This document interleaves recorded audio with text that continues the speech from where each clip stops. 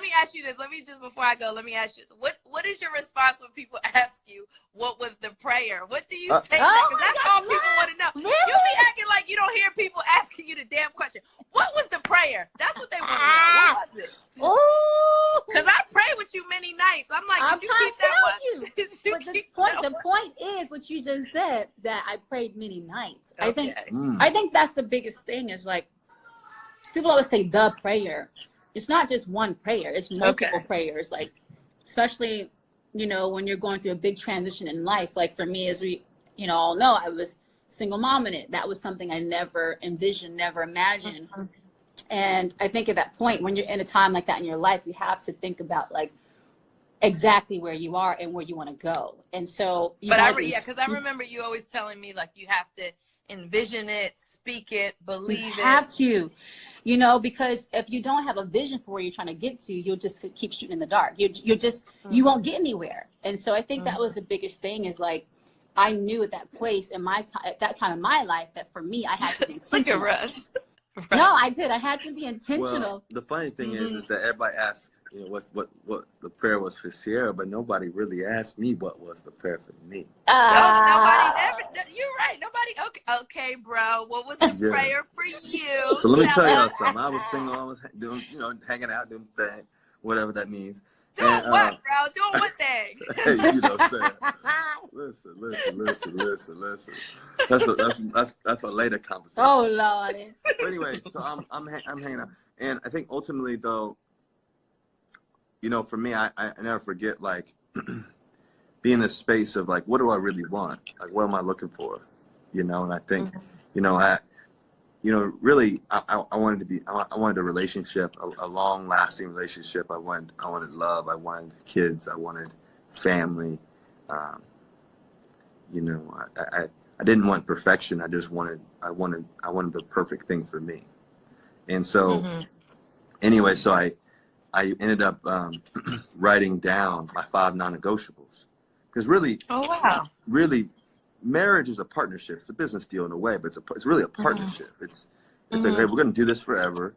Like, how are we going to partner and do this, right? And so, for me, I thought of it that way. I was like, okay, well, when you go into a partnership deal or a business type deal, you want to think about what are your non-negotiables? What are the things that, you know, this is what I want, and this is what I have to have, and this is what I'm looking for.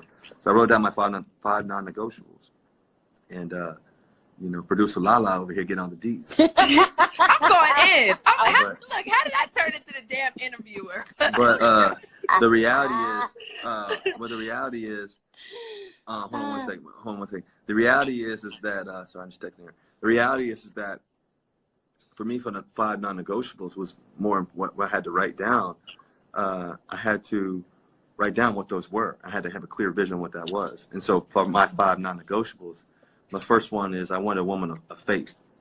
That's the number one thing I wanted. And that was important to her. I wanted a woman of faith. The second thing is I wanted a woman who was faithful. The third thing I wanted is, ultimately, I wanted an independent woman. I wanted a person that didn't have to be Ciara. They could be doing whatever, but they had their own identity. They had their own perspective on what they wanted to do in life and how they wanted to impact people. And that was something that I noticed from the first time we met, and how she spoke about others.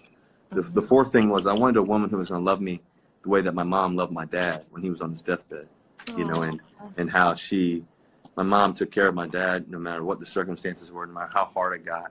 You know, our family, you know, to be honest, we went bankrupt at one point, and just, it was hard. It was heavy times, and you have to be able to, you know, my dad always knew that we were going to be good, you know, that we were going to be good. My brother, myself, and my sister, that we were going to be okay, because my mom was helping lead the way, and she had a great perspective. And the fifth thing was, ultimately, I wanted a woman who was going to tilt the room, right? When you walk in the room, you know, if she walks in the room, the whole furniture just slides to her. Okay. You know? And so the 5 things my 5 non-negotiables were: one woman of faith. Second thing was one woman who was faithful. Third thing was one woman who was independent. Fourth thing was I wanted a woman who, who loved me the way that my mom loved my dad. And the fifth thing was, you know, ultimately, is I wanted a woman who would tilt the room. I wasn't going to settle for 3 out of 5 or 4 out of 5. We were going to go 5 for 5, and that was it. And you got it. And we got 5 for 5 plus some more. You got it. Yeah, you so got it. That was really what we were. Are you crying? Yes, I am. Sorry, because I'm hormonal too. But I mean, I guess It is sweet, but it's so nice to hear it all over again.